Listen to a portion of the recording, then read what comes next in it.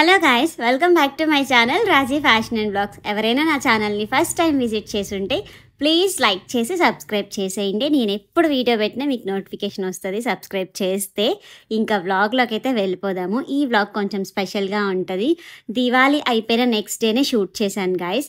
దివాళీకి పిల్లలకి 4 days holidays ఇచ్చారు. ఎక్కడికి వెళ్ళలేదు హాలిడేస్లో కూడా. మా సిస్టర్ వాళ్ళ ఇంటికి వెళ్ళాలి అని 1 day అందరం కలిసి ప్లాన్ చేసుకున్నాము. మా వారికైతే ఆఫీస్ ఉంది, వెళ్ళాల్సిందే తనైతే డ్యూటీకి. ఇంకా నేను పిల్లలే వెళ్ళాము. నేనైతే ఫస్ట్ టైం ఇలా సింగిల్గా ట్రావెల్ చేయడము. నాకు తెలిసి ఈ రోజులలో జర్నీస్ పెద్ద కష్టమేం కాదు. అంతకుముందు అంటే రోడ్ల మీదకి వెళ్ళాలి, ఆటో కోసం నుంచోవాలి, అలా చేయాలి. ఇప్పుడు అలా కాదు కదా, బుక్ చేసుకుంటే ఇంటి దగ్గరకు వస్తుంది, పికప్ చేసేసుకుంటుంది, డ్రాప్ చేసేస్తుంది. సింపుల్గానే అయిపోతుంది జర్నీ. ఫైనల్గా మేమైతే ఇంటికి రీచ్ అయిపోయాం. వీళ్ళందరూ బ్రదర్స్ అండి. మా అక్క అయితే మేము వెళ్ళేసరికి బ్రేక్ఫాస్ట్ చేస్తూ ఉంది. ఎర్లీ మార్నింగే స్టార్ట్ అయిపోయాం. మీకు క్లైమేట్ చూస్తేనే అర్థమైపోద్ది. ఆ వ్యూ అంతా మార్నింగే బయలుదేరాము అని. అందులో వర్షం కూడా పడింది. దివాళీ టైంలో బెంగళూరులో కొంచెం వర్షాలు పడినాయి. చాలా చల్లగా ఉంది. అందులో మేము పెద్ద స్టైల్గా స్వెటర్స్ కూడా ఏం వేసుకోకుండా వచ్చాం, నేను పిల్లలు. ఆటోలో చలికి నేను పిల్లలైతే వణికిపోయాం చలికి. అసలు ఏంటో ఒక్కొక్కసారి అలా జరిగిపోతూ ఉంటాయి. మాకు అసలు ఫస్ట్ మా వారు చెప్పారు ఆఫీస్కి వెళ్ళే ముందే, ఖచ్చితంగా స్వెటర్స్ వేసుకొనే వెళ్ళండి, బయట చాలా చల్లగా ఉంది.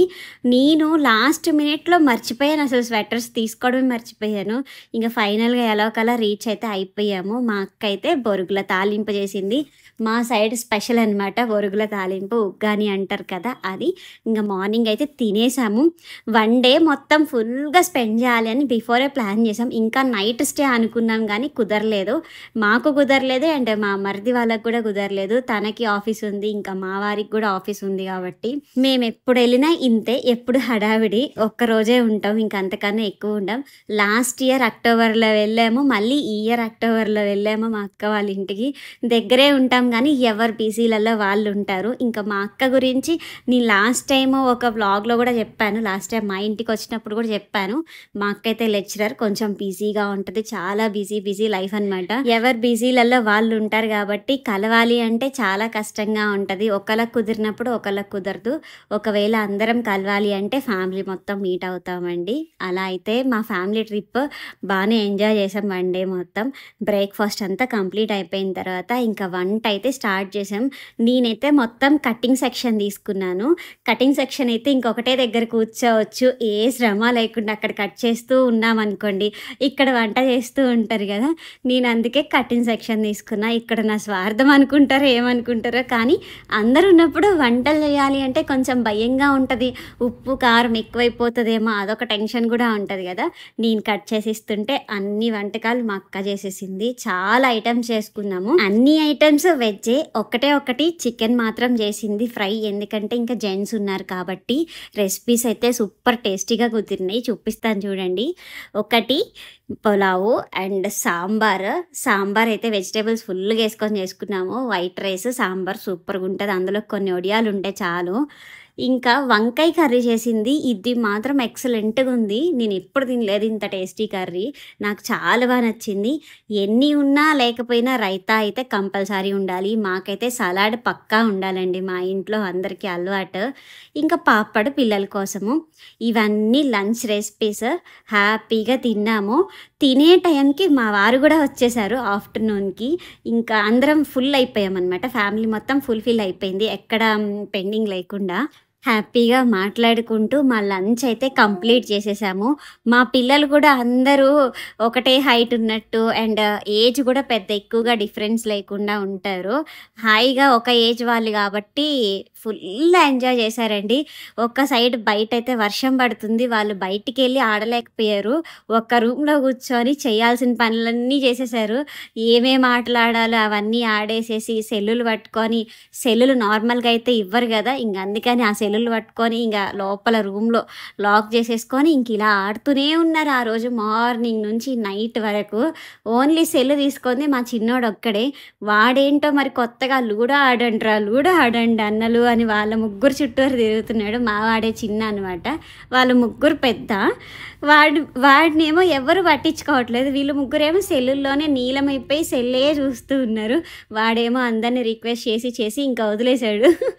వీళ్ళు రారు అని ఇంకా వాళ్ళ పెదనాన్న బాబాయిలు వాళ్ళతో అయితే ఆటలాడారు. చూడండి మా వారు ఎంత సడన్ సర్ప్రైజ్ ఇచ్చారంటే, అసలు ఈయన రాను మీరే వెళ్ళి వచ్చేయండి అని చెప్పి సడన్గా వచ్చేసారనమాట ఆఫ్టర్నూన్ టైంకి. ఇంకా మాట్లాడుతూనే టైం అంతా అయిపోయింది. ఈవినింగ్కి కాఫీ తాగే వాళ్ళకి కాఫీ తాగని వాళ్ళ కోసం టమాటో సూప్ అనమాట. ఇప్పుడు నేను తాగను, మా అక్క తాగదు, ఇంకా మా చిన్న తోడికోడలు కూడా తాగదు కాఫీ. అందుకని మా కోసం సూప్ చేసుకున్నాం. పిల్లలకి కూడా కొంచెం సూప్ ఇచ్చేసాం. క్లైమేట్ అంత బాగా వర్షం పడుతూ ఉంది, బయట ఫుల్ చల్లగా ఉంది. మేము వెళ్ళిన రోజైతే మా అక్క వాళ్ళ ఇల్లు చాలా బాగుంటుంది, ఓన్ హౌస్.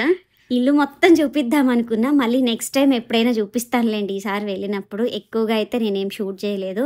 టీలు కాఫీలు అన్నీ తాగేసేసి ఇంకా టెర్రస్ పైకి వచ్చాము. వర్షం తగ్గింది కొంచెం.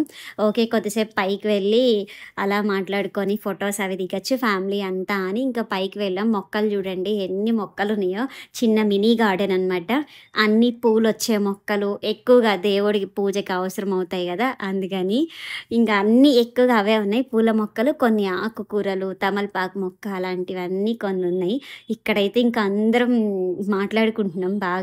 కొంచెం సేపు ఒక 1 అవర్ టైం స్పెండ్ చేసాం పైన. ఇంకా కిందికి వచ్చేసాం. ఇంకా వెళ్ళిపోతాము అంటే ఇంకా అస్సలు ఒప్పుకోలేదు. డిన్నర్ కూడా చేసేసి వెళ్ళాల్సిందే అంటే ఇంక మళ్ళీ నైట్ డిన్నర్కి చపాతి అండ్ ఆలు స్ప్రౌట్స్ కర్రీ చేసాము. సూపర్గా ఉంది ఆ కర్రీ కూడా. నేనైతే కొత్త వంటకాలు నేర్చుకున్నాం అక్క దగ్గర. మళ్ళీ నెక్స్ట్ టైం అయితే చేస్తాను.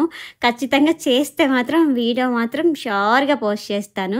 నేను ఎవరితో మాట్లాడుతున్నానంటే, మా ఇంట్లో చిన్న బాబు ఉన్నాడు, 9 months.